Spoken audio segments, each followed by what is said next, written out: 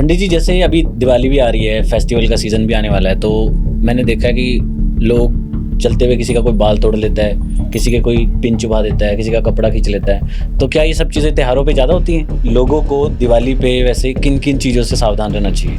दीपावली की रात को जो है प्रसन्नता के साथ अपने घर में अपने घर वालों के साथ आप दीपावली का आनंद लें। असली उपाय क्या है कि लोग धन प्राप्ति कर लें उस दिन? ऐसे कौन से उपाय करने चाहिए? गोमती चक्र एक चीज होती है, गोमती चक्र पंसारी के मिल जाते हैं।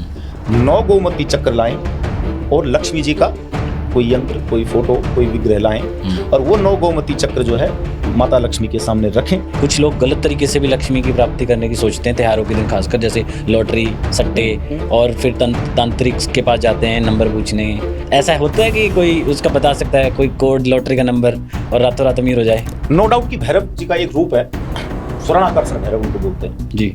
यदि उनको सिद्ध कर लिया जाए तो डेफिनेटली जो है लॉटरी का नंबर बता कि त्रैलंग बाबा जाते थे जब काशी के मंदिर के अंदर और सीधे कच्चा खोलना और सुसु कर देते थे, शिवलिंग का अभिषेक करते थे पेशाब करके। अगर किसी लड़की को किसी ने करा दिया, आपको लग रहा है कि भाई वो चली गई आपको छोड़ के, प्यार था अचानक से पता नहीं क्या हो गया, वो वापस आ सकती है वशीकरण से? मैंने बताया ना, फोटो पे मैनिफेस्ट करना। कैसे पता करें कि किसी व्यक्ति के ऊपर, किसी गुरु की, किसी देवता की, किसी पॉजिटिव एनर्जी का वास है या साथ है, या कैसे उनके ऊपर कृपा बनी है, पता किया जा सकता है? बिल्कुल पता किया जा सकता है। वशीकरण बहुत सुनने में आ रहा है आजकल, जैसे किसी ने किसी पे कर, वशीकरण कैसे होता है? वशीकरण है कि फलां व्यक्ति की मूर्ति या फोटो सामने रखना, उसको कंटिन्यू ऑर्डर देना। तेरा अपने पति के साथ नहीं बन रही है, आज से तुम दोनों की बढ़िया बने, तुम्हें बनानी पड़ेगी, तुम्हें अपने जो भी तुम्हारे बीच में कॉन्फ्लिक्ट चल रहे हैं वो खत्म करने पड़ेंगे। मतलब ऐसी कौन सी चीजें हैं जिससे पता लगे कि इस लड़की पे वशीकरण हो रहा है? उसको ना मतलब सोते जाग, चाहे वो उसका दुश्मनी क्यों नहीं,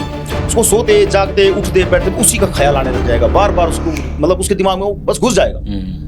वो उसे लगेगा भी यार मेरा दुश्मन है साला, फिर क्यों याद आ रहा है बार बार, बट नहीं, वो रिवाइंड होता रहेगा। वशीकरण किसी को हो गया, इसका उपाय क्या है?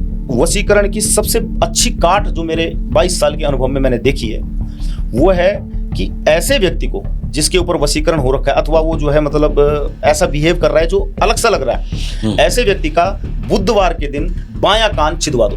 ब्लैक मैजिक के केस भी आते होंगे, कोई रियल स्टोरी बता सकते हो काला जादू की, जहाँ काला जादू खत्म किया हुआ आपने? हाँ, काला जादू इवन अभी सबसे बड़ा केस मैं बताऊंगा, यही कांगड़ा हिमाचल प्रदेश में माता जी हैं। उनका लड़का यहीं पे उसका फार्मा का काम है, तो उसकी माता जी पे किया होता काला जादू, बहुत डेंजर। अच्छा, पूरे हॉस्पिटल से लेकर के हर जगह वो छान मारे थे। तो उसमें मेरे को बहुत मेहनत लगानी पड़ी, बहुत मेहनत। अच्छा, मेरे को 15-20 दिन लगभग 15-20 दिन लगातार दारू पी के उसका इलाज करना। जिस दिन 12वां दिन था, मैं मंत्र जाप कर ही रहा था, पटाख से यहाँ से किसी ने पीछे से एक रैपट मारी खींच के, और आवाज थी लेडीज।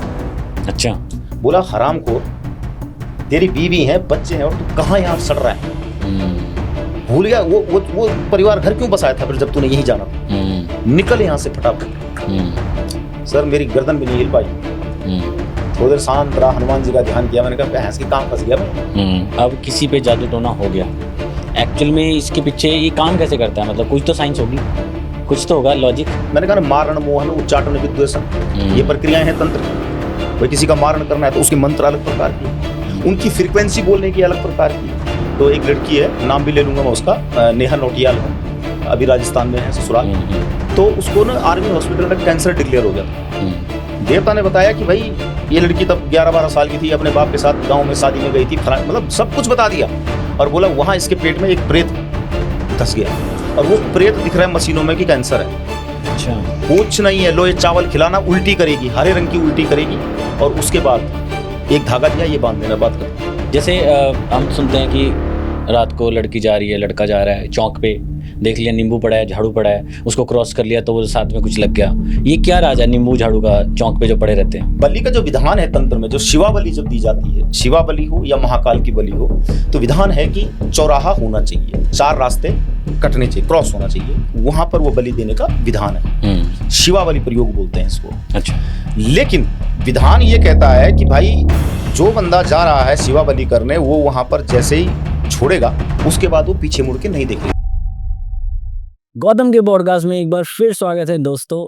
ये वाला जो पॉडकास्ट है आप थंबनेल से समझ गए होंगे, इस पॉडकास्ट में हमने डिस्कस किया है काला जादू के बारे में, ज्योतिष विद्या के बारे में, तंत्र के बारे में, और बहुत सारे इंडिया में जो क्रियाएं चलती हैं पंडित लोग करते हैं, इसीलिए हमने एक स्पेशलिस्ट जो इस चीज़ों में हैं, पंडित मनोज नोटियाल जी को बुलाया है। बहुत सारी बातें हुई हैं, बाकी मैं आप ज़्यादा चीज़ें नहीं बताऊंगा। पॉडकास्ट बहुत ही ज़्यादा हॉरर नहीं कहूँगा, नॉलेजेबल होने वाला है, ताकि आपका ज्ञान इंक्रीज हो, आपकी नॉलेज इंक्रीज हो। तो मिलते हैं पंडित मनोज नोटियाल जी से। पंडित मनोज नोटियाल जी का स्वागत है हमारे पॉडकास्ट में। पंडित जी, जय माता दी। जय माता दी। बहुत बिजी शेड्यूल में आप हमारे पास आए, थैंक यू सो मच।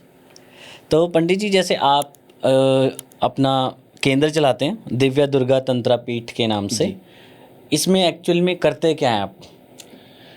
देखिए, जो दिव्य दुर्गा तंत्र पीठ मैंने नाम रखा हुआ है वो 2010 में मैंने ये नाम रखा था और तब से इसी नाम से मैं अपने आप को प्रेजेंट करता हूँ।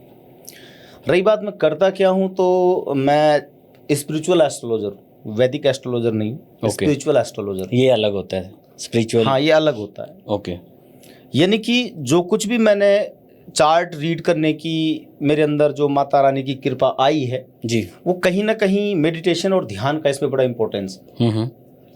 मेडिटेट करना मेरे को बड़ा शौक है मेरे को, तो मेडिटेशन के थ्रू जो पावर मेरे को फील होती है वो मैं दूसरे को बताता हूँ। तो इसलिए मैंने इसका नाम रखा है स्पिरिचुअल एस्ट्रोलॉजी। ठीक है। इसके अलावा कर्मकांड, तंत्र पूजा इत्यादि भी मैं करता हूँ, शमशान पूजा भी करता हूँ। ओके। क्योंकि एक्चुअली मेरा जो ये फील्ड मुझे मिला है ये विरासत में मिला है।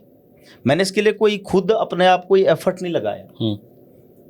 जब भी मेरे साथ जो भी हुई घटना, ये एक ऐसा चमत्कार कहूँगा या कुछ भी कहूँ, लेकिन जब मैं एक 20-21 साल का बच्चा था तभी मेरे अंदर ये शक्तियाँ जो है बोलने लग गई थी कि भाई तूने यही काम करना है।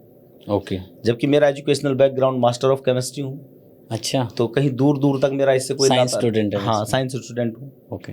तो लेकिन इस लाइन में जब आया तो उसके बाद फिर मैंने ढूंढा, अंदर से वो चीजें आ रही थी कि हाँ, ऐसे करूं। हाँ, क्यूरियोसिटी थी अंदर से। क्यूरियोसिटी थी कि भाई अब इसको पता लगाना है ये क्या है। ठीक है। और इसकी सच्चाई कहाँ तक है, कहाँ तक हम इसको जो है मतलब माने कि हाँ ये जेन्युइन है, ऑथेंटिक है। तो ऑथेंटिक का अगर मैं बोलूं तो बस एक ही सूत्र है मेरे जीवन का, वो है मेडिटेशन, ध्यान। पंडित जी, जैसे आम तौर पे लोग तंत्रा को काला जादू समझते हैं, एक्चुअल में इसका मीनिंग क्या है? इसमें क्या फ़र्क है? तंत्रा काला जादू एक है? दोनों में अंतर है। कैसे?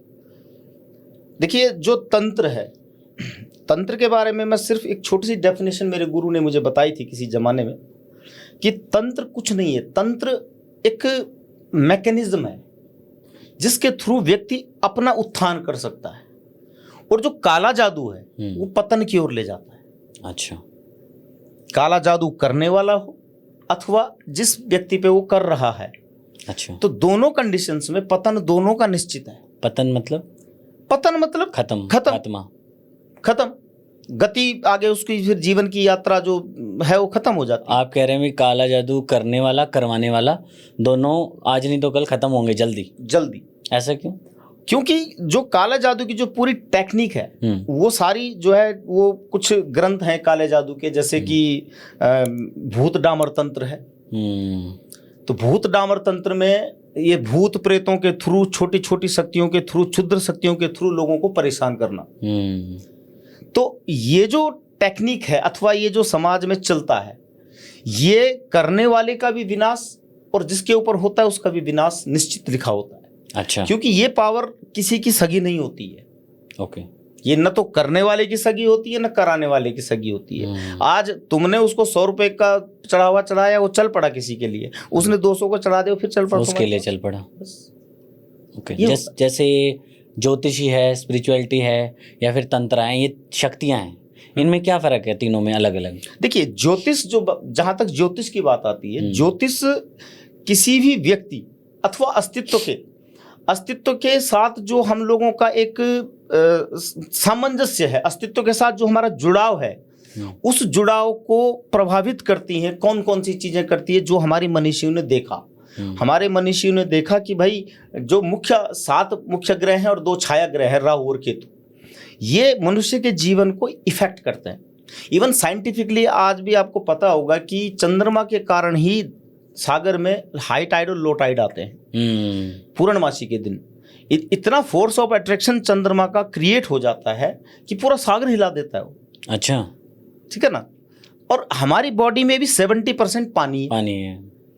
तो चंद्रमा मतलब कहीं ना कहीं हमको चंद्रमा गवर्न कर रहा है। तो ऐसे ही और भी ग्रहों के सूक्ष्म प्रभाव है। मंगल के प्रभाव अलग हैं, बुध के अलग हैं, शुक्र के अलग हैं, शनि के अलग हैं।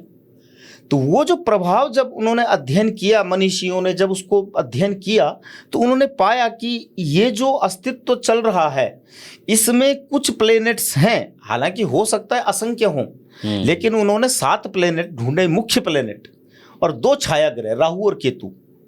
उन्होंने एक्सेस, जहाँ पे धरती और वो जो है एक्सेस पे एक जगह पॉइंट आता है जिसको एक्सेस कहा गया है, जो उसके छाया ग्रह रूप में माने जाते हैं। तो ये तो बात आ गई ज्योतिष की। बात करते हैं तंत्र की।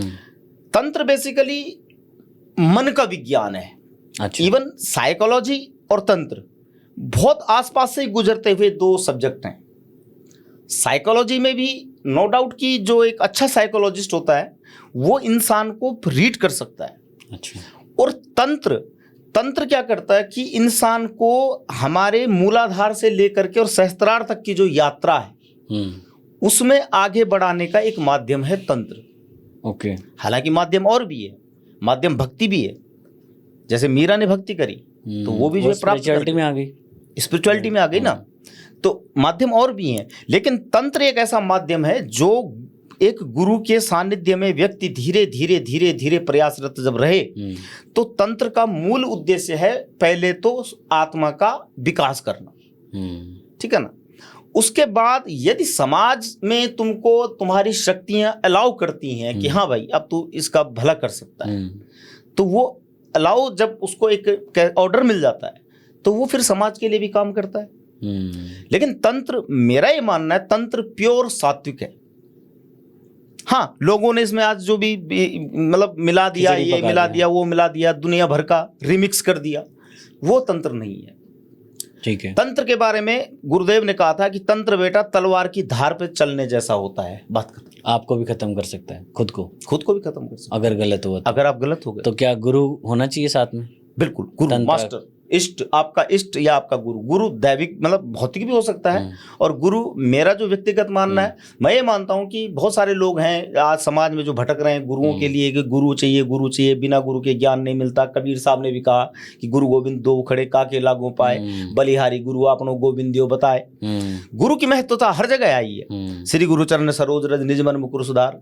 लेकिन आज इस भौतिकवादी युग में वास्तविक गुरु मिलना बहुत मुश्किल, लगभग असंभव है। वैसे हैं आपके हिसाब से? मेरे हिसाब से तो एक ही गुरु है, वो है वंदे शंकर जगत गुरु। शिव ही वास्तविक गुरु है। अच्छा। तंत्र का पूरा लेखा जोखा अगर हम देखें तो सब शिव और पार्वती का संवाद है आपस में। उन दोनों ने बातचीत करी कैलाश में बैठ करके, वही तंत्र बना। अच्छा। तो जगत गुरु शिव है। मैं कहता हूं अगर कोई शिव पे टिक जाए तो उसको किसी भौतिक गुरु की आवश्यकता नहीं है। तो जो तंत्र है, तंत्रा रिद्धि सिद्धि के लिए किया जाता है, और ज्योतिषी है वो आप कह रहे हैं कि विज्ञान है, और जो स्पिरिचुअलिटी है वो भगवान को प्राप्ति के लिए। ठीक है पंडित जी, जैसे आजकल हम लोग बचपन में जैसे घर में रहते थे, मम्मी बोल देती इसको नज़र लग गई है, बच्चा रो रहा है, या फिर कोई शुभ काम करने जा रहे हैं उसमें बाधा आ गई तो शायद किसी की नज़र लग गई, किसी को कुछ बता दिया तब नज़र लगी। क्या नज़र लगना सच में होता है या बिलीफ बनाया हुआ लोगों ने, और कैसे पता करें कि भाई नज़र लग गई है? देखिए, इसके लिए मैं आपको 2 सब्जेक्ट से जोड़ के चलूंगा। एक तो होता है हिप्नोटिज्म। नया शब्द सुना होगा आपने, हिप्नोटिज्म, सम्मोहन। हाँ जी होता है, और इसकी बाकायदा प्रैक्टिस भी होती है, इंस्टीट्यूट है इसके आज। और नज़र लगना जी, नज़र जब लगती है तो उसका सीधा सा कारण होता है कि हमारा जो ये शरीर है ना, इसके बाहर एक आभा मंडल है, ऑरा, इसको ऑरा कहते हैं। जब हमारे ऑरा में किसी कारण से फ्लक्चुएशन हो जाती है या होल हो जाता है, छेद हो जाता है, उसे कहते हैं नजर लगना। अच्छा, ठीक है ना। यहां तक कि इंसान की आंखों में इतनी पावर हो सकती है कि वो चाहे तो अगर हिप्नोटाइज कर रहा है किसी भी स्टैचू को या किसी भी चीज को, और जिस दिन वो सिद्धि को प्राप्त हो जाएगा ना, वो स्टैचू फट जाएगा। इतनी पावर होती है आंखों में। अच्छा, ठीक है ना। बस उसको अपग्रेड करने के, भाई एक तो जो जेन्युइन रास्ता जैसे मैंने बताया हिप्नोटिज्म है ना, जी जी हाँ, एक है कि कुछ लोगों के अंदर की जो भावनाएं होती हैं, चाहे वो स्त्री हो चाहे पुरुष हो, उसके अंदर की भावनाएं होती है कि बस अपना घर तो मतलब उसको हमेशा उजाड़ ही लगता है, दूसरे का घर सोना लगता है, अपना रूप उसको बेकार लगता है, दूसरे का रूप सोना लगता है। उसकी ये जो फीलिंग है, ये जो अंदर से बार बार वो किसी बारे में सोच रहा है, तो फिर क्या कर जाती है, उस बॉडी को इफेक्ट कर जाती है, नेगेटिव कर देती है। नेगेटिव कर देती है। अच्छा, इसको नजर लगना कहते हैं। इसको नजर लगना कहते हैं। कोई या चीज- मैनिफेस्ट करना किसी चीज को बार बार, ये मर जाए, ये मर जाए, इसका एक्सीडेंट हो जाए, मतलब बेसिकली मैनिफेस्टेशन है। बस। अच्छा, किसी ने देख लिया कि अच्छा लड़का है, इसका अच्छी गाड़ी है, हाँ। अच्छा घर बार है, ऐसा क्यों है, ऐसा क्यों है, ऐसा क्यों है ना। ओके, बार बार तो नेगेटिव मैनिफेस्टेशन कह सकते हैं हाँ, आप। Negative manifest. तो इससे कैसे बचा जा सकता है, नजर को कैसे उतारें? देखिए, सबसे पहले तो मैं राय देता हूँ, जो भी मेरे क्लाइंट्स आते हैं और बोलते हैं कि नजर वजर का लफड़ा चलता है हमारे घर में बहुत ज्यादा, कई बच्चों के ऑरा भी बड़े वीक होते हैं, जल्दी लग जाती है। तो एक तो ऐसे बच्चों को ना कपूर और सरसों का तेल मिला करके, कैम्फर ऑयल और उसके साथ सरसों का तेल मिला करके मिक्स करके वो डेली अपने शरीर पे लगाना चाहिए। अच्छा, बहुत जेन्युइन रिजल्ट मिलता है, किसी भी प्रकार की नजर आपका कुछ नहीं उखाड़ सकती। ठीक है, ठीक है ना। उसके अलावा आप अपने घर में नमक का पोछा मार सकते हैं। ठीक है, बहुत छोटी छोटी चीजें, नमक क्योंकि एक बहुत बड़ा ऑब्जर्वर है, काला नमक, काला नमक, ठीक है। तो ऐसे छोटे छोटे सॉल्यूशन कर सकते हैं। ओके, चाहे तो घर में आप मतलब आपको लगता है कि पॉजिटिव ऑरा कहीं गड़बड़ सा लग रहा है, कुछ हिल सा गया है, तो अपने घर में प्रत्येक दिन जो है गूगल और लोबान का धुआं लगाएं। ये मिल जाता है कहीं? बिल्कुल मिल जाता है, पूजा पाठ की दुकान में हर जगह मिलता है। ठीक है, तो गूगल और लोबान की जो है धुनी लगानी चाहिए जी, तो नेगेटिविटी बिल्कुल दूर रहेगी। ठीक है। माताओं को बहुत पसंद आएगा ये क्वेश्चन। बच्चे जैसे छोटे बच्चों की बहुत फिक्र करते हैं, बच्चा रोई जा रहा है, चुप नहीं हो रहा, तो वो कहते हैं कि इसके ऊपर मिर्चां वार दो, या फिर नज़र लग गई, पड़ोसियों ने आके देख लिया तो तब से रोई जा रहा है। ऐसा होता है? तो नज़र लगना मतलब ऐसा हो जाता है, बच्चों को कोई देख ले और नज़र लग जाए? जी देखिए, इसके पीछे ना मैं सनातन के हिसाब से बोलूँगा कि बेसिकली करते क्या, जब नज़र लगती है तो जैसे मिर्च उबारना या फिर वो बाती को तेल में डुबा के वो जला के, तो उसको बेसिकली अग्नि स्नान कहते हैं। अच्छा, जो 5 तत्वों से हमारा शरीर बना हुआ है उसमें अग्नि एक महत्वपूर्ण तत्व है।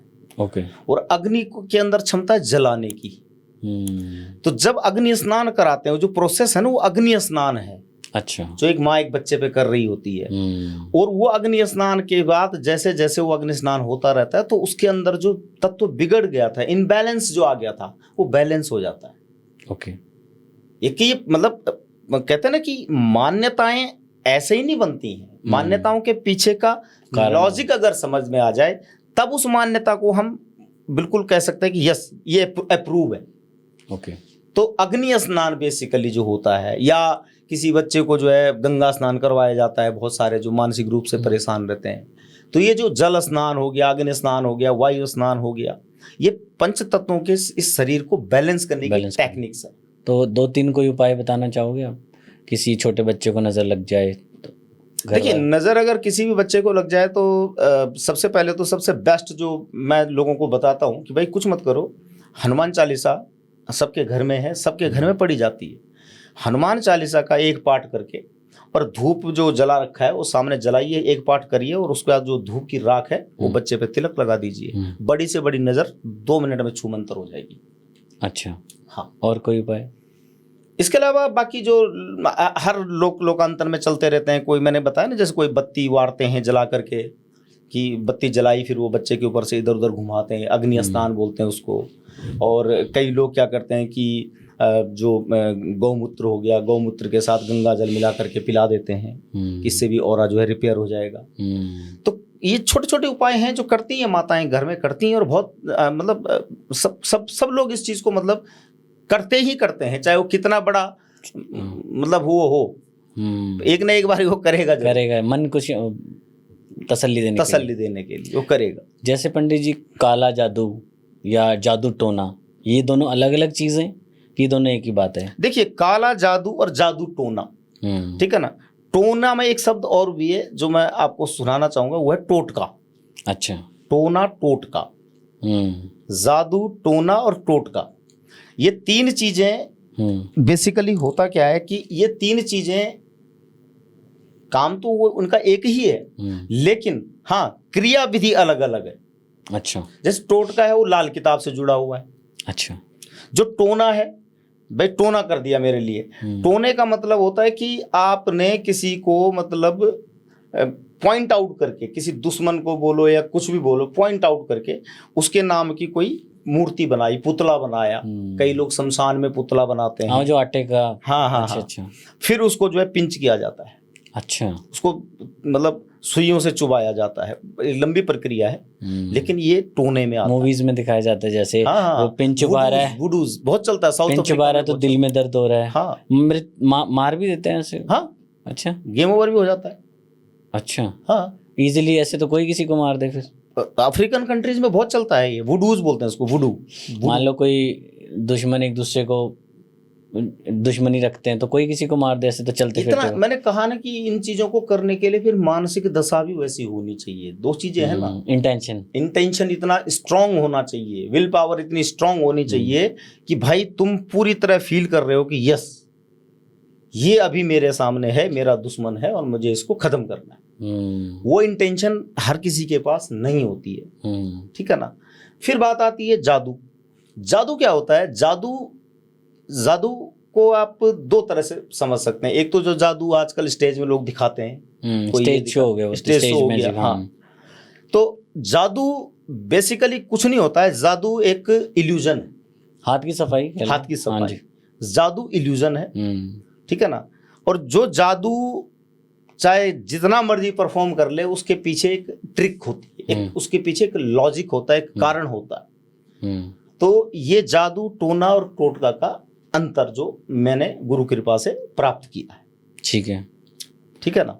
अब किसी पे जादू टोना हो गया, एक्चुअल में इसके पीछे ये काम कैसे करता है? मतलब कुछ तो साइंस होगी, कुछ तो होगा लॉजिक। हाँ, कि ये हवा में कुछ शक्तियां चलती हैं या साइंस है इसके पीछे? मैं बताता हूँ आपको।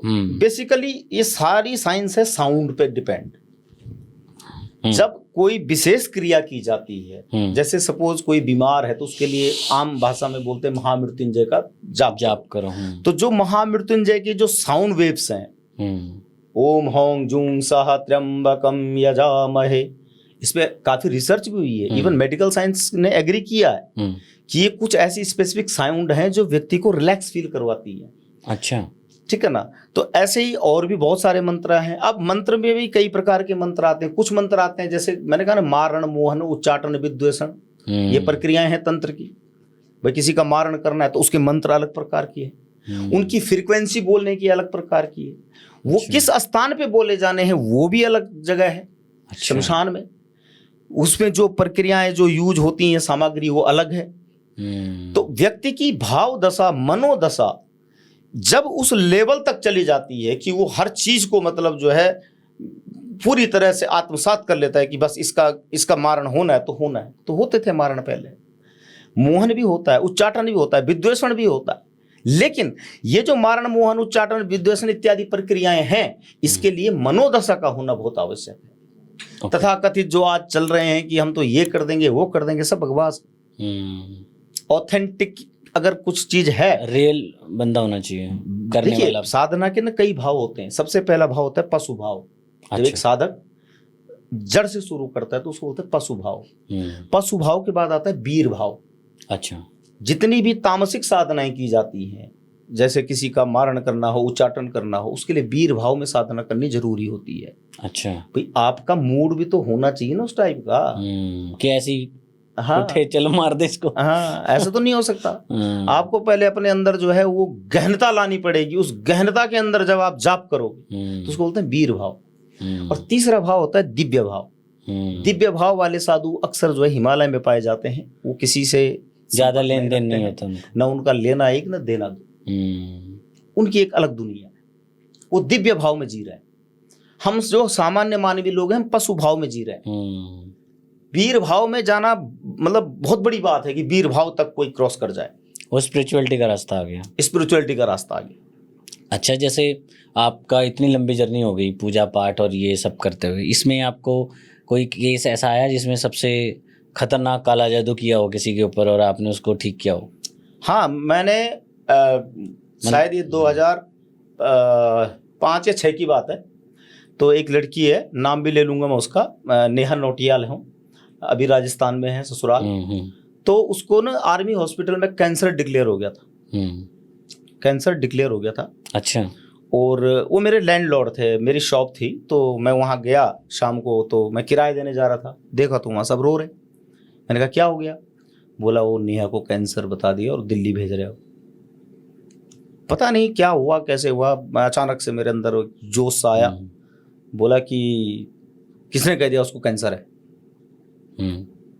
किसने कह दिया? अब वो सब हाथ जोड़ने लग गए। अच्छा। बोला सुबह चावल लाना, मैं चावल देखता था उस टाइम पे उत्तरकाशी में। मैंने चावल लाना सुबह, और उसकी छोटी बहन थी घर पे, उसकी छोटी बहन आई, चावल लेके आई, और उसकी मामी आई। देवता ने बताया कि भाई ये लड़की तब 11-12 साल की थी, अपने बाप के साथ गांव में शादी में गई थी, मतलब सब कुछ बता दिया। और बोला वहां इसके पेट में एक प्रेत धस गया, और वो प्रेत दिख रहा है मशीनों में कि कैंसर है। अच्छा। कुछ नहीं है, लो ये चावल खिलाना, उल्टी करेगी, हरे रंग की उल्टी करेगी, और उसके बाद एक धागा दिया, ये बांध देना, बात खत्म। तो अब मरे, जिनका मरे वो क्या ना करे। वो तो फटाफट से गए, वक्त हाँ गए देहरादून, गए फटाफट से, उस लड़की को चावल जैसे देवता ने बताया था खिलाए, उसको एग्जैक्टली उल्टी हुई, वही हरे रंग की उल्टी हुई, और फिर वो धागा बांधा, उसका दर्द गायब। अब उनके पेरेंट्स ने बोला कि हम एक बार दोबारा टेस्ट करवाना चाहते। डॉक्टर ने बोला तुम्हारा दिमाग खराब हो गया भाई, क्यों दोबारा टेस्ट करवाना, हम इतनी बड़ी रिपोर्ट हम फालतू में दे देंगे क्या? बोला नहीं जी, हम पैसा दे रहे तुम करो। दोबारा टेस्ट हुआ सर, कैंसर गायब था। अच्छा। यस, दैट वाज माय एक बड़ी अचीवमेंट है वो मेरे जीवन की। और अभी कहाँ हैं वो लोग? राजस्थान में वो लड़की। अच्छा। हाँ, अभी भी टच में आपके? हाँ टच में, उनकी मम्मी पापा सब मेरे को बहुत मानते हैं, बहुत मानते हैं। ओके। जैसे मैंने सुना है कि मरण क्रिया होती है, सकोचनी क्रिया होती है, क्या ये सच में होती है और ये कितनी खतरनाक है? देखिए, क्रिया इस जगत में, तंत्र तो एक ही बात कहता है कि ऐसी कोई क्रिया नहीं है जो नहीं हो सकती है। मारण क्रिया भी हो सकती है, लेकिन उसमें दुर्भाग्य ये है कि शंकर भगवान ने सारे मंत्रों को कीलित कर रखा है। मंत्र तो आज किताबों में मिल जाएंगे, लेकिन सब श्रापित है। अच्छा। यदि हम सामान्य दुर्गा सप्तशती भी खोलें तो उसमें भी पहले आता है साप विमोचन मंत्रस्य। सबसे पहले उस किताब को अनलॉक करने के लिए श्राप से उसको मुक्त करना पड़ता है। अच्छा। तो जितनी भी आज जो तथाकथित बोलते हैं कि मारण हो जाता है, मोहन हो जाता है, उच्चाटन नहीं होता है भाई, श्रापित है। उनको जगाने के लिए तुम्हें पहले पूरी जीवन भर की साधना लगानी पड़ेगी। अच्छा। तब अगर वो एक बार जाग गया गलती से, तो तब जा करके तुम उससे कोई प्रयोग कर सकते। अच्छा। हाँ, हमारे जैसे जहां से मैं हूं उत्तराखंड से, वहां पे एक प्रोसेस चलती है घात करना। अच्छा। जो वहां के क्षेत्रीय देवता हैं, जैसे नारसिंह हो गए, भैरव हो गए, तो जो माना भाई दुश्मनी है किसी से, तो जाएगा अपने घर से चावल ले जाएगा, तेल ले जाएगा, वहाँ पे दीपक जला देगा, मंदिर में जा करके मंदिर का एक पत्थर इधर उधर फेंक देगा, और अपने एक बाल ऐसे काट के वहाँ पे गिरा देगा तोड़ के, बोलेगा तू सच्चा है तो जा उसको खा के आ। ये प्रक्रिया चलती है हमारे उत्तराखंड में। अच्छा। तो इसको घात बोलते हैं, लेकिन घात में भी देवता डायरेक्ट मारता नहीं है, पहले परेशान करेगा। अच्छा, बेड पे डालेगा फिर। तो उसके बाद फिर जो है वो लोग फिर जाते हैं किसी और दूसरे देवता के पास पूछने, फिर पता चलता है कि भाई घात कर रखी है, तो फिर दोनों पार्टीज को मिलाया जाता है, फिर उनको जो भी गलती रही होगी जिसकी, उस गलती का दंड दिया जाता है, और फिर देवता को शांत करने के लिए उसकी पूजा इत्यादि दी जाती है। तो सकोचनी क्रिया क्या है ये? सकोचनी का संकुचन बोलते हैं इसको, संकुचन क्रिया। अच्छा। यानी कि किसी चीज को कंप्रेस करना और किसी चीज के अंदर फंसा देना। किसी चीज को कंप्रेस करके, बंधन बंधन बंधन कर कंप्रेस करके, और उसके जीवन में उसको फंसा देना, बस। फिर वो जो है ना इधर का ना उधर का। अच्छा, ब्लॉक हो गया, ब्लॉक हो जाएगा। तो ये मरण मारने के लिए होती है? ये मारने के लिए होती है, पागल करने के लिए होती है बेसिकली। तो मरने समान ही होगा। हाँ, बस मतलब वो ना बस खाएगा सोएगा, बस उसको कोई होश नहीं, जय माता दी, बस ऐसा हो जाएगा। जैसे हम सुनते हैं कि रात को लड़की जा रही है, लड़का जा रहा है, चौक पे देख लिया नींबू पड़ा है, झाड़ू पड़ा है, उसको क्रॉस कर लिया तो वो साथ में कुछ लग गया। ये क्या राज है नींबू झाड़ू का चौक पे जो पड़े रहते हैं? देखिए, क्षेत्रीय मान्यताएं हर जगह अलग अलग होती हैं। अब कोई चौक पे झाड़ू फेंकता है, कोई नींबू फेंकता है, कोई मिर्ची फेंकता है, कोई काली दाल की खिचड़ी फेंकता है। क्या है इसका मतलब कारण? चौराहे पे, क्योंकि क्या होता है ना कि बलि का जो विधान है तंत्र में, जो शिवा बलि जब दी जाती है, शिवा बलि हो या महाकाल की बलि हो, तो विधान है कि चौराहा होना चाहिए, 4 रास्ते कटने चाहिए, क्रॉस होना चाहिए, वहां पर वो बलि देने का विधान है। शिवा बलि प्रयोग बोलते हैं इसको। अच्छा। लेकिन विधान ये कहता है कि भाई जो बंदा जा रहा है शिवा बलि करने, वो वहां पर जैसे ही छोड़ेगा उसके बाद वो पीछे मुड़ के नहीं देखेगा। अच्छा। फिर घर आएगा, हाथ पैर धुलेगा, फिर अपने कुल देवता को प्रणाम करके।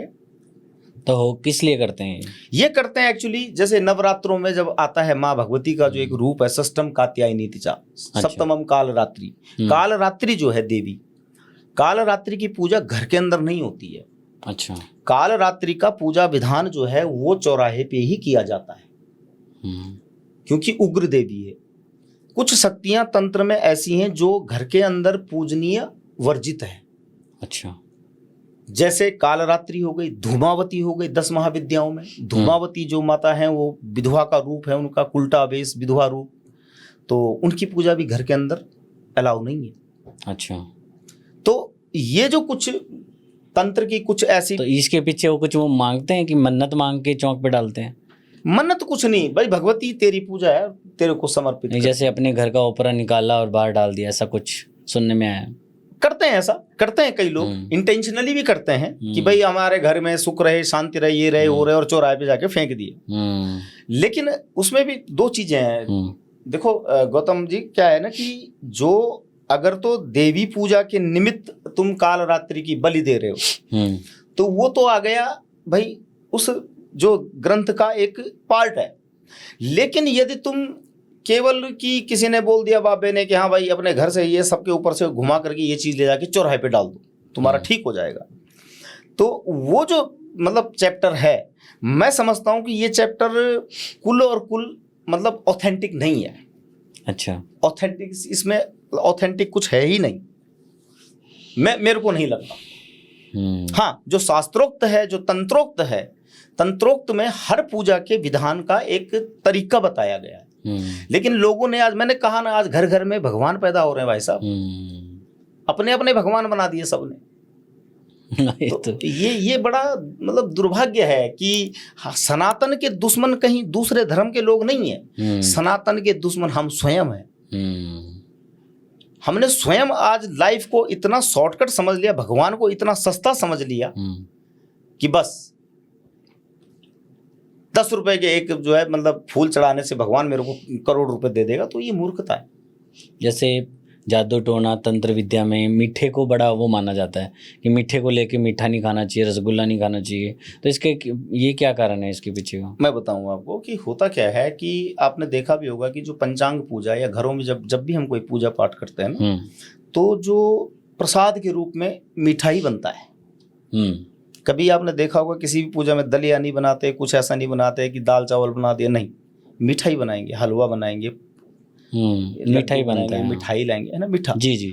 इसका रीजन क्या है एक्चुअली कि जो मीठा जो टेस्ट है और जो स्पिरिचुअल पावर्स होती हैं, कोई भी हो, फिर वो तब चाहे देवी हो, नरसिंह हो, भैरव हो, शिव हो, काली हो, जो मर्जी हो, इनको मीठा अर्पित करने का मतलब है, जब हम उनको मीठा देते हैं, चढ़ाते हैं भोग में, तो ये जो मीठे का, और जो आपने भी सवाल पूछा था कि भाई नहीं लेना चाहिए, नहीं खाना चाहिए, ऐसा भी माना गया है, वो एक्चुअली क्या है कि पूजाएं 2 प्रकार की होती है। एक तो होती है जिसको हम बोलते हैं कि दक्षिण मार्गी पूजा। दक्षिण मार्गी पूजा, दक्षिण मार्गी पूजा में क्या होता है कि जो भी हम भोग प्रसाद इत्यादि चढ़ाते हैं परमात्मा को, उसको हम ग्रहण करते हैं जी। एक होती है वाम मार्गी पूजा। वाम मार्गी पूजा में जो भी हम भोग इत्यादि इत्यादि जो भी परमात्मा को चढ़ाते हैं वो हम ग्रहण नहीं करते हैं। अच्छा। वो हमें क्या करना पड़ता है, नदी में विसर्जित करना पड़ता है या कहीं भी विसर्जित करना पड़ता है जी। अब रही बात की जैसा आप पूछ रहे थे कि मीठे से और क्या ताल्लुक है तंत्र का, मीठे से तंत्र का ताल्लुक नहीं है। मीठे से दरअसल जब हमारी सभ्यता आगे बढ़ रही थी, अथवा जब सभ्यता में धीरे धीरे करके जब वेदों के बाद जब पुराण बने, पुराण के बाद जब पंचांग पूजा का विधान आया, तो उसमें मीठा सर्वश्रेष्ठ पकवान लगा ह्यूमैनिटी को। अच्छा। हालांकि बलि में जो बकरा भी कटता है, बलि में तो बकरे भी काटते हैं, भैंसे भी कटते थे पहले पुराने काल में, लेकिन मीठा वो चुना गया कि भाई जिसका नाम ही है मीठा, स्वीट, बात खत्म। परमात्मा को अर्पित करने का एक सरलतम जो लोगों ने भोग बनाया कि भाई मीठा चढ़ाओ। ओके, नेक्स्ट क्वेश्चंस मेरे कुछ वशीकरण से रिलेटेड है। वशीकरण बहुत सुनने में आ रहा है आजकल, और जैसे किसी ने किसी पे कर दिया, तो दरअसल ये होता क्या है, वशीकरण कैसे होता है? बस वही जो थोड़ी देर पहले आपने एक शब्द बोला, मैनिफेस्ट करना किसी भी चीज को। अच्छा। आप किसी एक तस्वीर को बार बार देखते रहो, इसमें हिप्नोटिज्म का रोल बहुत मेन होता है।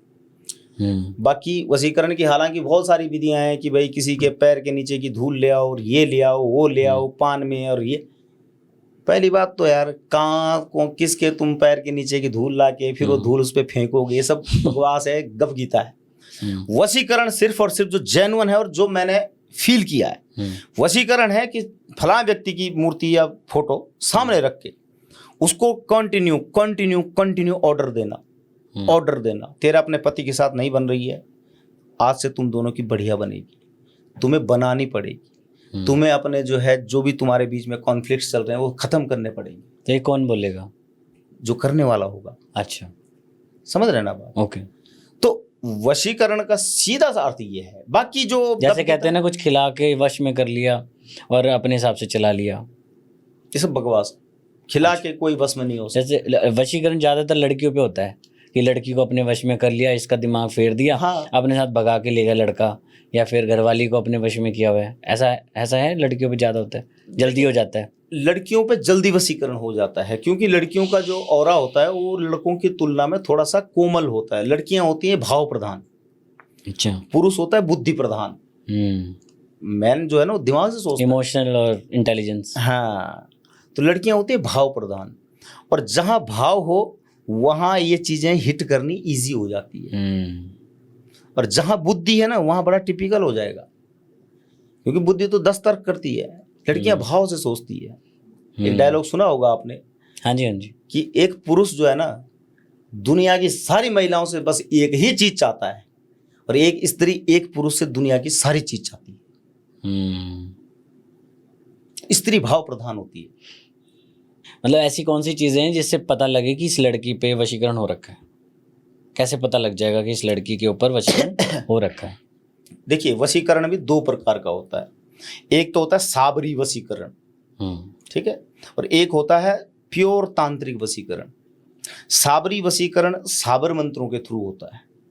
साबरी वशीकरण का और तांत्रिक वशीकरण में अंतर यह है कि साबरी वशीकरण वाला व्यक्ति, जिसपे साबरी वशीकरण प्रक्रिया हुई हो, वह व्यक्ति चाहे लड़की हो चाहे लड़का हो, उसके साथ सबसे अजीबो गरीब अगर कोई घटना घटेगी तो वो ये घटेगी कि उसको जो है ना, जैसे मतलब समझ लो कि वशीकरण हो गया तो उसके बाद उस लड़की के अंदर एक चेंजेज आएगा। वो उस चेंज का नाम है कि वो जो भी काम करेगी, घर में करे चाहे बाहर करे, जो भी करे, उसके काम में करते समय उसको लगेगा ही नहीं कि मैंने क्या कर दिया। मतलब जैसे कभी 10-12 रोटियां खा ली तो खा ली, मतलब उसका भोजन उसको हिसाब ही पता नहीं, इंक्रीज हो जाए, सेंस खत्म हो जाएगी, सेंस खत्म हो जाएगा, सेंस खत्म हो जाएगा, क्या सही है और क्या गलत है ये भी भूल जाएगी। और जो तांत्रिक वशीकरण होता है, जो तंत्र के हिसाब से किया जाता है वशीकरण प्रोसेस, उसमें क्या होता है कि जिस व्यक्ति पर अथवा जिस लड़की पर या पुरुष पर वशीकरण की प्रक्रिया की जाती है, वो फिर क्या करेगा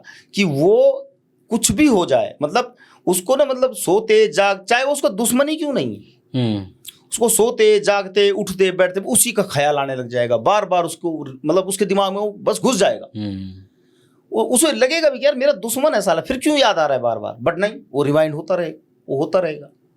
तो ये तंत्र का वशीकरण है। साबरी वशीकरण शॉर्ट टाइम के लिए होता है, बहुत लंबा नहीं चलता, पर तंत्र का वशीकरण है तो एक बार हो गया ना तो फिर जब तक उसका इलाज नहीं हुआ तो तब तक नहीं होगा निपटारा। नहीं होगा निपटारा। तो ये जैसे वशीकरण किसी को हो गया, इसका उपाय क्या है? मतलब आपको पता चल गया इसमें हो रखा है, या तो वो पंडित जी को ढूंढेंगे, तंत्र तांत्रिक को ढूंढेंगे, या घर में ऐसा कुछ कर सकते हैं हम उपाय? हाँ बिल्कुल कर सकते हैं। क्या? किसी भी प्रकार का वशीकरण हुआ हो, किसी भी प्रकार से कोई बेटी, कोई बहन, कोई भाई अगर इस टाइप का बिहेव कर रहा है घर में कि वो मतलब घर वालों को लग रहा है कि भाई ये जो है आउट ऑफ ट्रैक जा रहा है, तो वशीकरण की सबसे अच्छी काट जो मेरे 22 साल के अनुभव में मैंने देखी है वो है कि ऐसे व्यक्ति को जिसके ऊपर वशीकरण हो रखा है, अथवा वो जो है मतलब ऐसा बिहेव कर रहा है जो अलग सा लग रहा है, ऐसे व्यक्ति का बुधवार के दिन बायां कान छिदवा दो। अच्छा, बायां कान छिदवा दो, ट्रैक पे आ जाएगी गाड़ी, 15-20 दिन में अपने आप बंदा शांत हो जाएगा। अच्छा। हाँ, वशीकरण से खोया हुआ प्यार वापस लाया जा सकता है अगर प्यार सच्चा है तो? देखिए पहली बात तो प्यार की डेफिनेशन इस कलयुग में करना बड़ा टिपिकल है। हाँ, आपके लिए कुछ और होगी, मेरे लिए कुछ और होगी, पर ज़्यादातर लोग इस तर्क में रहते हैं कि यार मेरा बॉयफ्रेंड चला गया, मेरी गर्लफ्रेंड चली गई, मेरा प्यार था इतने सालों का, देखिए इसमें वापस आ जाए किसी तरीके से, तो वापस आ जाए। डिस्क्लेमर दूंगा मैं यहाँ पे ना कि भाई वो गई क्यों? हाँ, गई क्यों? हो गया भाई, किसी ने और ने करा दिया कुछ। हाँ, ऐसा लग रहा है ना। अगर किसी लड़की को किसी ने करा दिया, आपको लग रहा है कि भाई वो चली गई आपको छोड़ के, प्यार था अचानक से पता नहीं क्या हो गया, वो वापस आ सकती है वशीकरण से?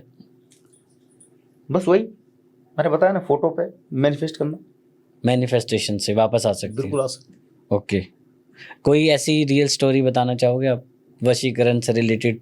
किसी के ऊपर वशीकरण था और आपने उसको ठीक किया? हाँ, ऐसा एक बार नहीं 5-6 बार किया मैंने। कोई अच्छी स्टोरी? अच्छी स्टोरी है अच्छी स्टोरी है ये बल्टाने की। बल्टाना में था मैं तब, तो वहाँ पे मतलब एक आंटी थी, तो उनका लड़का वो वेल स्टेटस वाले थे और लड़की थी वो ऐसी थी, ठीक है ना। बट लड़के का तो बस भूत उतरने को तैयार नहीं था कि बस करनी है तो शादी उसी से करनी है। तो आंटी अंकल आए मेरे पास रोते हुए कि बेटा ऐसी ऐसी बात है, ऐसी ऐसी बात है। बोला हम तो कर देते, लेकिन साला बोला ना लड़की पढ़ी लिखी है ना हमारे स्टेटस की है, इसको पता नहीं बोला कौन सा भूत चढ़ गया। तो मैंने कहा दिखाओ जन्म पत्र। देखिए मैंने कहा भाई इस पे तो वशीकरण कर रखा बाबा बालकनाथ की चौकी से। बोला हाँ हमको भी लगता है। तो मैंने कहा चलो इसका इलाज करते हैं। तो फिर जो है उस बालक का, फिर क्योंकि वो तो पूजा में बैठने को तैयार था नहीं, तो फिर मैंने उनको कहा, मैंने कहा बालक तो आने से रहा, उसका एक कपड़ा दे दो। तो क्योंकि जब किसी भी व्यक्ति पे कुछ प्रयोग करने होते हैं, अगर वो खुद उपस्थित नहीं है तो उसका जो इनर वेयर होते हैं लाइक बनियान, तो बनियान दी उन्होंने। उस बनियान पे मैंने 7 दिन की जो है साधना लगाई, और जो मतलब उसकी काट थी, क्योंकि बालकनाथ बाबा तो स्वयं रुद्र के अवतार हैं, तो उनकी काट तो स्वयं रुद्र ही कर सकता था। तो पशुपति अस्त्र करके तंत्र में एक विद्या होती है, पशुपति अस्त्र। अच्छा, पशुपति अस्त्र जिसको बोलते हैं, भगवान पशुपति नहीं, शंकर भगवान का। उस अस्त्र के जो मंत्र हैं उनका मैंने लगातार कंटिन्यू 7 दिन तक जाप किया, फिर 7वें दिन हवन किया। बस उसके बाद जो है लगभग 1.5-2 महीने बाद लड़की खुद ही बोल के चली गई, भाड़ में जा तू, और नहीं करनी मुझे तुझसे शादी। खत्म कहानी। लड़का कुछ दिन फिर डिप्रेशन में रहा ऑब्वियस सी बात है, इफेक्ट तो रहेगा। पर उसके बाद फिर उसको काउंसलिंग दी, समझाया सबने कि भाई अब देखो उसने मना कर दिया, अब हम क्या करें। तो अभी बल्कि लास्ट ईयर उसकी शादी भी हो गई अब। अच्छा, अब उसने अरेंज मैरिज कर ली। ओके, जैसे आपने बताया कि आप भैरवनाथ जी को मानते हो, उन्हीं की चौकी लगाते हो, तो ये क्या प्रोसेस होता है भैरवनाथ जी को, मतलब इसकी क्या महत्ता है आपकी लाइफ में, आपके जिंदगी में, मतलब इनका क्या रोल रहा? मैं सच कहूं तो भैरव मेरा बाप है। ओके, उसने मेरे को कदम कदम पे बचाया भी है, और मैं उसको फील करता हूँ कि हाँ वो है। उसकी एग्जिस्टेंस मेरी लाइफ में इतनी ज्यादा है कि तब तो मैं बहुत छोटा बच्चा था 2002 में, जब वो यहाँ पे एक डंडा रख के चला गया था। अच्छा, लेकिन आज 2025 आते आते उसने मेरे को लाइफ में कभी मायूस नहीं होने दिया। मैं ये नहीं कहता कि मैंने बहुत करोड़ों अरबों की प्रॉपर्टी बना दी, नहीं, लेकिन जो मेरे अंदर रिलैक्सेशन है, जो शांति है, और जो मैं आध्यात्म को ढूंढना चाहता हूँ, वो भैरव जी की कृपा है। उनकी कृपा से मैं खा रहा हूँ, और उनकी कृपा के बिना संभवतः मैं होता भी नहीं। पंडित जी, चौकी लगाना क्या है? ये भैरवनाथ की जो चौकी आप लगाते हैं, ये एग्जैक्टली क्या है? हाँ, चौकी मैं मंगलवार को और शनिवार को लगाता हूँ। ठीक है। चौकी में जो भी मतलब यजमान है जो परेशान है, तो उनसे मैं 1.25 किलो चावल और एक सरसों के तेल की बोतल मंगाता हूँ। तो उससे बाबा का चिराग जलता है और उस चावलों को मैं पढ़ के, चावलों को पढ़ने की एक विधा है जो हमारे उत्तराखंड में चलती है, तो उन्हीं चावलों को देख करके उसके घर की समस्या, किस कारण परेशान है, क्या क्या समस्याएं हैं, वो बताई जाती है। ओके। फिर उसका निवारण भी बताया जाता है। अगर कोई अपनी समस्या आपसे सॉल्व कराना चाहता है तो आपसे संपर्क कर सकता है? बिल्कुल, तो डेफिनेटली। आपका नंबर हम डिस्क्रिप्शन में डाल देंगे। हाँ हाँ हाँ हाँ। और उनको क्या क्या चीज़ें लेके आनी है आपके से संपर्क? जो भी मुझसे मतलब जो है सॉल्यूशन चाहता है, तो मेरा सिंपल सा फंडा है कि अपना date of birth, time, birth place और अपना एक फोटो जिस बंदे के बारे में पूछवाना है, उसकी एक सेल्फी और उसकी माँ का नाम। ठीक है। ये चीज़ें मेरे को चाहिए होती है। उसके बाद मैं समय दूंगा 2 घंटे का, 3 घंटे का या 1 दिन का, और उस समय पे उसको कॉल कर ली जाएगी। और कंडीशन मेरी एक ही होती है कि वो अपने बारे में अथवा अपने घर के बारे में कुछ भी न बताए। कोई ऐसा पहले नहीं कि हाँ जी ये परेशानी चल रही, वो परेशानी चल रही, उसका तो मैं देखता भी नहीं हूँ, मैं सीधे पैसे वापस भेज देता हूँ। रहने दे, जब तूने सारी रामायण बता दी, तुम्हें किस काम का बैठा। शक्ति अगर है तो उसको फील करवाना आना चाहिए ना। केवल हम आएंगे, आजकल मैं देखता हूँ ज्योतिषियों के पास जाते हैं लोग, तो ज्योतिषी का पहला क्वेश्चन ही होता है, हाँ जी बताओ क्या क्वेश्चन, क्या परेशानी है। अल्लाह, जब परेशानी मैंने बता दी, रह क्या गया, तब रह क्या गया। बात तो होती है ना कि तुम बंदे का चार्ट खोलने के बाद और तुम उसको बोलो कि हाँ ये चीजें समस्या है तेरे जीवन में। अच्छा, कुछ अघोरी और ये सब चीजों के बारे में बात करें? हाँ डेफिनेटली, अघोरी के साथ मैंने 12 दिन गुजारे थे। तो अघोरी जो लोग होते हैं, तो ये क्या चीज़ है? और इनकी जो साधनाएं होती हैं, जैसे शमशान पे मांस खाना, इंसान का मांस भी खाते हैं शायद, है ना? तो मुझे वो जानना है थोड़ा सा। देखिए, पहली बात तो अघोर शब्द को अगर हम थोड़ा तोड़ के देखें जी, घोर मने होता है डरावना, और अघोर जो डरावना बिल्कुल भी नहीं है। अब देखो आप, कितना विरोधाभास है, शब्द कितना प्यारा है, अघोर जो डरावना बिल्कुल भी नहीं है, पर लोगों को लगता है ये सबसे ज्यादा। लेकिन जब उनको देखो तो आम आदमी को तो लगेगा ये जिंदा राक्षस घूम रहे हैं। काशी में एक बाबा हुए थे अघोरी, त्रैलंग स्वामी। अच्छा। त्रैलंग स्वामी को काशी का चलता फिरता शिव कहते थे। अच्छा। तकरीबन उनकी उम्र कोई आज तक डेफिनेटली तो नहीं बता पाया, पर कहते हैं कि 250 से 300 साल तक वो पृथ्वी में रहे। अच्छा। अंग्रेजों के जमाने में भी। तो उनका क्या था कि त्रैलंग बाबा जाते थे जब काशी के मंदिर के अंदर, और सीधे अगले कच्छा खोलना और सुसु कर देते थे शिवलिंग, शिवलिंग का अभिषेक करते थे पेशाब करके। अच्छा। रिटर्न में है ये। अच्छा। पुलिस वालों ने, अंग्रेजों ने जेल तक डाला कि यार ये बाबा ये बेइज्जत कराएगा, सारी सोसाइटी में नंगा धड़ंग घूमता रहे। बंद क्या, बाबा सुबह छत पे अपना योगा अभ्यास कर रहे, जेलर परेशान साला। अच्छा, उल्टी छत। ओके। इतने चमत्कारी थे, उनको चलता फिरता शिव कहा जाता था। तो अघोर मत जो है, अघोर पंथ जो है, पहली बात तो इसको हमें समझना चाहिए कि अघोर का मतलब डरावना नहीं होता है जी। अघोर वहां से शुरू होता है जहां से सूची और असूची का सिद्धांत खत्म हो जाता है, जहां पे सही और गलत की थ्योरी फेल हो जाती है, वहां से जन्म लेता है एक अघोरी। और अघोर मत का सामान्य सा मानना है, अघोर पंथ का मानना है कि इस जगत में कुछ भी अशुद्ध नहीं है। तो अघोरी जो बनते हैं, ये साधनाएं करते हैं, इसके पीछे क्या कारण होता है? अघोरियों की जो साधना का जो मत है, पहली बात तो अघोरी शिव को अपना इष्ट मानते हैं। शैव मत के होते हैं अघोरी। ठीक है। शैव मत के होते हैं। शैव की तरह शमशानों में विचरण करना, शैव की तरह जय मशान उनका मंत्र होता है, वो बोलते हैं जय मशान। तो शमशानों में निवास करना, कफन का ये जो जैसे ये बिछा रखा है सब कफन मिलेगा, और जो कुटिया होगी वो जो मुर्दे को ले जाने के लिए बांस के डंडे होते हैं उनसे बनी हुई होती है कुटिया। अच्छा। और नीचे कफन बिछे हैं, इस तरह से जो है वो जीवन यापन करते हैं। बाकी उनको कोई फर्क नहीं पड़ता है कि दानव का मांस आ रहा है या मानव का मांस आ रहा है। अच्छा। पकाएंगे और दारू ये सब चीजें उनका अभिन्न अंग होता है। अच्छा। और उन सारी चीजों प्रक्रियाओं के बीच में जो उनका साधना का काल होता है, उनकी साधना के काल में अगर मतलब कोई भी अगर गलती से अगर उनके कक्ष में चला गया तो हो सकता है वो काट भी देंगे उसी समय, इतने गुस्सैल होते हैं। अच्छा। उनकी साधना का नियम विधान बहुत गुप्त है, बहुत ज्यादा गुप्त है। मतलब किस लिए की जाती है फिर ये साधनाएं? बस चेतना को जानने के लिए, चेतना के स्तर को बढ़ाने के लिए। अच्छा। चेतना के किसी को कोई चीज, जैसे किसी की समस्या है, किसी को बच्चा नहीं हो रहा या कुछ ऐसा चमत्कार कर देते हैं अचानक कभी मनमौजी। मनमौजी, अच्छा। मनमौजी वाली बात। जैसे गुरु गोरखनाथ जी का जब जन्म हुआ था ना, तो भाई वो फेंक दिया था गोबर में, वहीं से बच्चा बड़ा हो गया, तो वो मनमौजी। ओके। तो जैसे अभी कोई डरावना चमत्कार आपकी लाइफ में हुआ, कोई खतरनाक सा, क्योंकि अघोरियों की बात चल रही है तो। हाँ, तो मैं बताया मैं कि वहां पे मैं जब 12 दिन रहा तो उनका ये था कि आप भी गए थे मैं वहीं रहा अघोरी साधना के लिए? हाँ हाँ हाँ। अच्छा। पर ढूंढते ढूंढते बस पहुंच गया मैं उनके तक। हाँ। तो उन्होंने कहा कि भाई देख 12 दिन की साधना है, कर पाएगा? गाली गुली देते थे वो खूब। मैंने महाराज कर दूंगा। बोला मेरी एक शर्त है। मैंने क्या? बोला 3 बोतल दारू की तेरे को डेली लानी पड़ेगी, मैकडॉल की।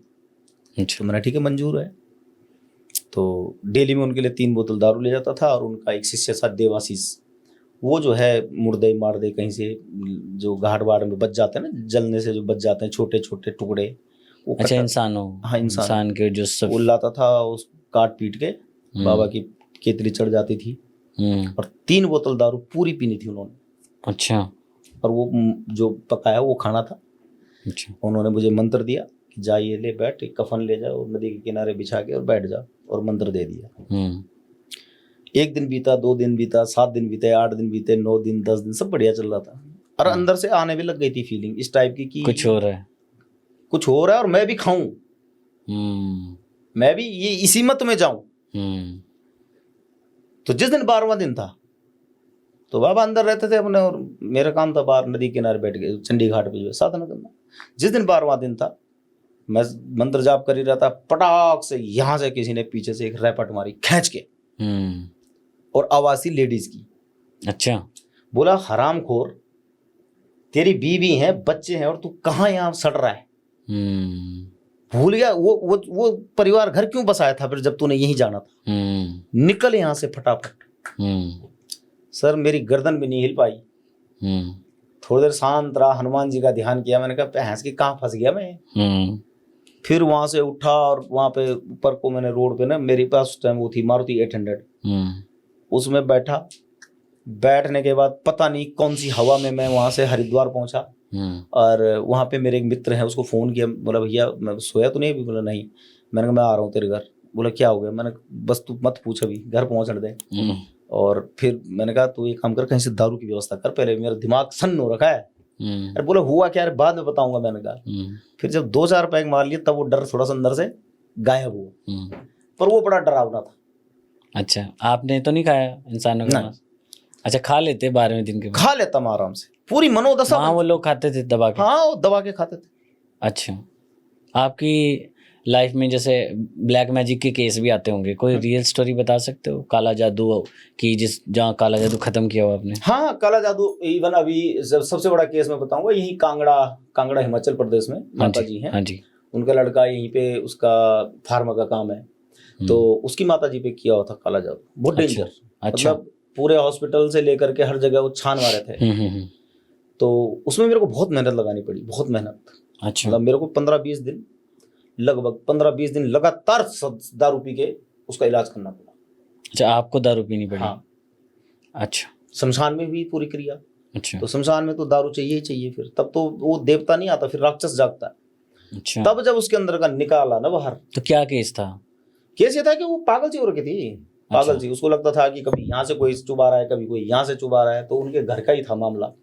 तो पता लग जाता है किसने किया? हाँ, नाम सहित बताया, ये है। अच्छा। आप कभी बात करिएगा उसे, संदीप धीमान नाम है उसका। अच्छा। कभी आप बात करिएगा, वो आपको बताएगा कि अभी हाल ही में उसके सिस्टर के ससुर जी गायब हो रखे। अच्छा। गांव से गायब हो रखे और मेरे घर पे ही बैठे हो रात को। तो आप यकीन नहीं करोगे, जीपीएस जैसे चलता है ना, वैसे ही मेरी फ्रीक्वेंसी चल रही थी। मैंने कहा ये है, ये गांव है, इस गांव से इधर को जाओ, यहाँ पे शमशान आएगा, शमशान के अंदर मैंने कहा जो है वो खाटू श्याम की मूर्ति होगी, सब कुछ दिखा। अच्छा। तो महाकाली की कृपा और बाबा भैरव की कृपा तो इतनी है कि नाम सहित खानदान सहित निकल जाता है। अच्छा। हाँ, सब पता चल जाता है, सब पता लग जाता है। पंडित जी जैसे अभी दिवाली भी आ रही है, फेस्टिवल का सीजन भी आने वाला है, तो मैंने देखा है कि लोग चलते हुए किसी का कोई बाल तोड़ लेता है, किसी के कोई पिन चुभा देता है, किसी का कपड़ा खींच लेता है, तो क्या ये सब चीज़ें त्योहारों पे ज़्यादा होती हैं? नहीं, त्योहार को अलग रखेंगे। और अगर हम बात करें कि जो अमावस आती है कार्तिक महीने की जी, उसको तंत्र जगत में बहुत ज़्यादा मान्यता दी गई है। ओके। यानी कि किसी भी प्रकार की तंत्र साधना यदि कोई साधक करना चाहता है, चाहे वो पॉजिटिव वे में हो चाहे नेगेटिव वे में हो, तो दिवाली की रात को एक श्रेष्ठ तंत्र क्रिया के लिए माना गया है। अच्छा, दिवाली पे स्पेशल? हाँ, उसमें कुछ माइथोलॉजी के अनुसार अगर हम बताएं तो उस दिन कहते हैं कि माँ लक्ष्मी जो है भ्रमण करने आती है धरती पे। तो अधिकतर तो दिवाली में लोग लक्ष्मी साधना ही करते हैं, अधिकतर।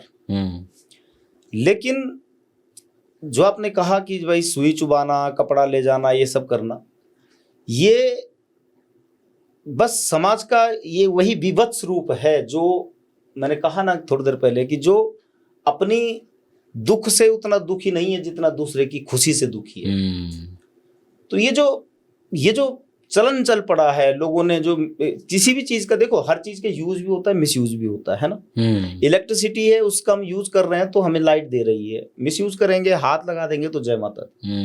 तो वही कोई भी रात्रि हो, शिवरात्रि हो या दीपावली की रात्रि हो या नवरात्रि हो, ये बेसिकली अपने अंदर की चेतना को ऊपर उठाने की जो विशेष रातें बताई गई है तंत्र में, कि अपना विकास ऊपर को करो, अपनी चेतना की गति को ऊपर बढ़ाओ। कुछ लोग नेगेटिव भी करते हैं, लेकिन अधिकतम अब लोग क्या कर रहे हैं कि बस बस दिवाली की रात को उसका ये उखाड़ना, उसका ये उखाड़ना, इस तरह से मतलब उल्टे उल्टे कर रहे हैं। ठीक है, जो कि ना तो शास्त्र सम्मत है। ये केवल और केवल वही आई गई बात कि कहते हैं ना कि जाकी रही भावना जैसी प्रभु मूरत तिन देखई तैसी। जैसी जिसकी भावना, वो उस अपना प्रभु उसी तरह से फिर तैयार कर रहा है। वो अपने प्रभु को उसी तरह से तैयार कर रहा है। भाई अगर देवता की बात अगर हम करें या देव शक्तियों की बात अगर करें, तो देवता तो बोलता है कि पत्रम पुष्पम फलम तोयम, मैं इतने से ही खुश हूं।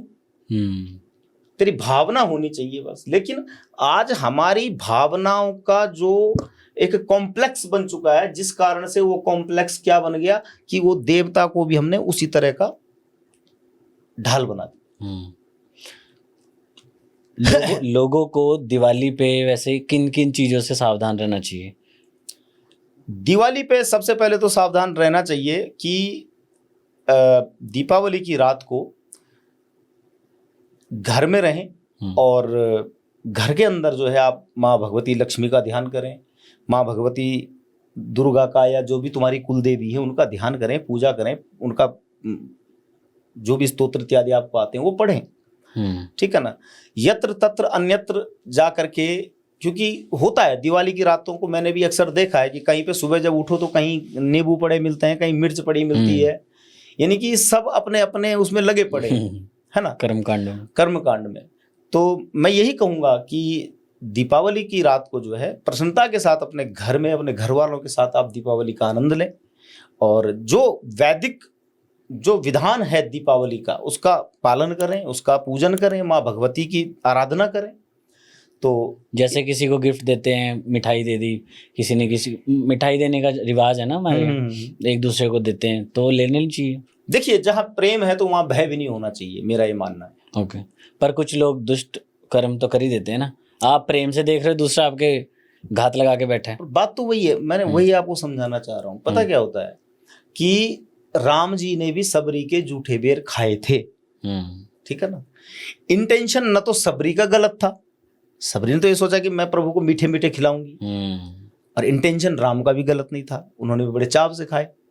तो बात क्या है ना कि ये जो मिठाई का लेन देन का चलन प्रचलन इत्यादि जो आज चला है और करते हैं, सभी गिफ्टेड करते हैं इधर उधर मिठाई, तो पता क्या होता है, देखो ये आपके घर में जो राशन पानी आ रहा है, कुछ भी आ रहा है जी, वो भी एक चैनल के थ्रू आ रहा है। कहाँ पे किस मजदूर ने उठाते समय गाली दी होगी, ऐसा साला कितना भारी है, क्या है, मानते हो ना।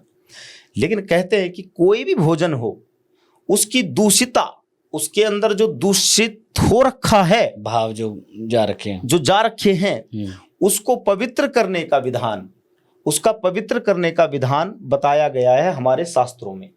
चाहे कोई हमें मिठाई दे रहा है, चाहे कुछ भी दे रहा है, सबसे पहले उस मिठाई में से एक टुकड़ा अपने परमेश्वर को अर्पित कर दो, अपने कुल देवता को अर्पित कर दो। हे परमात्मा, ये आपके चरणों में है। बस। तो उसकी इंटेंसिटी, उसकी नेगेटिविटी, वो उसके हवाले, फिर बात खत्म है। जैसे अब दिवाली पे रात को लोग पूजा करते हैं लक्ष्मी माता का, जैसे आपने बताया लक्ष्मी माता जी भ्रमण करते हैं, असली उपाय क्या है कि लोग धन प्राप्ति कर लें उस दिन? ऐसे कौन से उपाय करने चाहिए? दीपावली की रात को मैं जो खुद करता हूँ, मैं वही बताना चाहूंगा ऑडियंस को कि सबसे पहले तो देखो, दीपावली का सीधा मतलब है कि भाई दियों का बड़ा इंपॉर्टेंस है उसमें, है ना। दीपक जलाइए, अपने पूजा घर को पूरी तरह से चमकाइए सफाई के साथ। और उसके बाद जो है गोमती चक्र एक चीज होती है, गोमती चक्र पंसारी के यहाँ मिल जाते हैं। 9 गोमती चक्र लाएं और लक्ष्मी जी का कोई यंत्र, कोई फोटो, कोई विग्रह लाएं और वो 9 गोमती चक्र जो है माता लक्ष्मी के सामने रखें। और उसके बाद जो है दुर्गा सप्तशती के अंतर्गत एक आता है Shri सूक्तम, Shri Sukta, specially for attracting money. तो श्री सूक्त का पाठ करके देखें। अच्छा, ना कर सकें तो छोटा सा मंत्र है, महालक्ष्मी च विद्महे विष्णु पत्नी च धीमहि तन्नो लक्ष्मी प्रचोदयात्। इसका जाप करें। और लक्ष्मी का मतलब देखिए, लक्ष्मी को लोगों ने ना आज उसमें बांट दिया, लक्ष्मी का मतलब लग्जरीज होती है। लक्ष्मी का मतलब है पहले तो आनंद। हम जिस स्टेट ऑफ लाइफ में जी रहे हैं, क्या हम वहां पे रिलैक्स हैं? है ना। स्ट्रेस है दुनिया भर का, फिर वो गाड़ी घोड़े पड़े, तो क्या करना उन गाड़ी घोड़ों का। तो मैं तो हमेशा यही कहता हूं हर किसी अपने फॉलोवर को या अपने क्लाइंट्स को कि माता से लक्ष्मी स्वरूपा आनंद मांगो। अगर आपके जीवन में आनंद है ना गौतम जी, तो फिर आपको किसी भी चीजों की आवश्यकता नहीं है, अपने आप आ जाएंगी। अब हमने मांगा माता घोड़ा दे दे, गाड़ी दे दे, ये दे दे, वो दे दे, पर रिलैक्स ना दे तो फिर बेकार ही है। तो आध्यात्म का मेन मोटिव होना चाहिए आत्मिक शांति। अब जैसे अभी बात चल रही है लक्ष्मी जी से पैसे की प्राप्ति की, लक्ष्मी की प्राप्ति की, तो कुछ लोग गलत तरीके से भी लक्ष्मी की प्राप्ति करने की सोचते हैं त्योहारों के दिन, खासकर जैसे लॉटरी, सट्टे, और फिर तांत्रिक के पास जाते हैं नंबर पूछने। तो ये क्या लॉजिक है, बता देते हैं? ड्रीम 11 तो बंद कर दिया सरकार ने। नहीं, ऐसा होता है कि कोई उसका बता सकता है कोई कोड, लॉटरी का नंबर, और रातों रात अमीर हो जाए? नो डाउट कि भैरव जी का एक रूप है, स्वर्णाकर्षण भैरव उनको बोलते हैं जी। और जो मेरे मास्टर ने मेरे को बताया था कि यदि उनको सिद्ध कर लिया जाए तो डेफिनेटली जो है लॉटरी का नंबर वो बताते हैं। बट हाँ, मैं कभी उस प्रोसेस में गया नहीं। ओके। लेकिन यदि कोई जानना चाहे तो स्वर्णाकर्षण भैरव जी का एक बड़ा दिव्य रूप है, जैसे बगुलामुखी माता का है, और वो स्पेशली जो है धन के देवता है। तो स्वर्णाकर्षण भैरव की साधना के उपरांत जो तथाकथित सुनने में आया, हमने भी देखा नहीं आज तक कभी, लेकिन जो कहते हैं कि भाई सट्टे का नंबर दे देते हैं या ये नंबर आ जाता है, वो नंबर आ जाता है, तो ये स्वर्णाकर्षण भैरव की कृपा है। इवन मेरा बेटा बाहर बैठा ना, तो उसका भी जब 10th का रिजल्ट आया तो रिजल्ट आउट भी नहीं हुआ था, मैंने उसका न्यूमेरोलॉजी और कुछ पता नहीं कौन कौन सी लॉजी लगाई, मैंने तेरे इतने मार्क्स आएंगे टोटल। अच्छा, 90% एग्जैक्टली उतने ही आए भाई साहब, एग्जैक्टली। एक नंबर ऊपर नहीं गया, एक नंबर नीचे नहीं गया। जैसे चलो ये तो बातें होगी तंत्र की, विद्या की, ज्योतिष की, न्यूमरोलॉजी, एस्ट्रोलॉजी, इससे ऊपर कैसे पता करें कि किसी व्यक्ति के ऊपर, किसी गुरु की, किसी देवता की, किसी पॉजिटिव एनर्जी का वास है या साथ है, या कैसे उनके ऊपर कृपा बनी है, ऐसे पता किया जा सकता है? ऐसे बिल्कुल पता किया जा सकता है। कैसे? पहली बात तो क्या है कि अधिकांश जो मतलब इलाके रह गए हैं भारतवर्ष में, 3 चीजें हर घर में होती थी यहाँ। इष्ट देवता, कुल देवता या कुल देवी और पितृ देवता, ये हर घर में होते थे। लेकिन आज जो है मतलब समयांतराल के बाद धीरे धीरे धीरे धीरे धीरे बहुतों को तो अपने इष्ट देवता का ही पता नहीं है, फिर कुल देवी का तो पता ही नहीं है, पितृ देवताओं का पता नहीं है।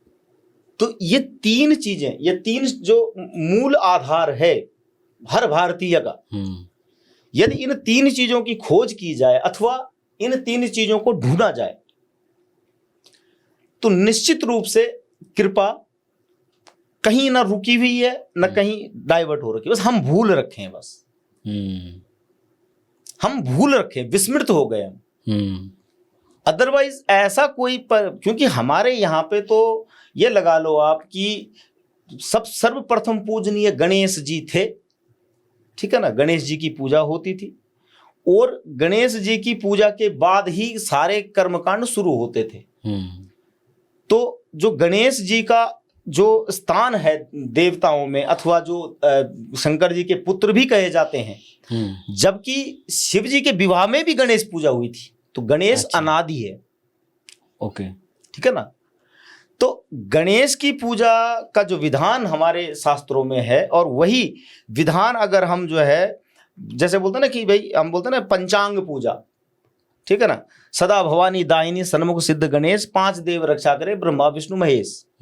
ये 5 मुख्य देवता माने गए सनातन परंपरा में कि इनकी शरण में रहो, इनकी शरण में सरेंडर करो, तो निश्चित रूप से जीवन में आने वाली देखिए सुख दुख हानि लाभ जीवन मरण यश अपयश विधिहात, वो तो आएगा, लाइफ है तो आएगा, कभी दुख आएगा कभी सुख आएगा, तो पार्ट ऑफ लाइफ है, पार्ट ऑफ लाइफ है। बट उस पार्ट ऑफ लाइफ को हमने केवल और केवल एक चीज मैनेज करवा सकती है जिसको हम बोलते हैं विवेक, या जिसको हम बोलते हैं एक अस्तित्व की कृपा।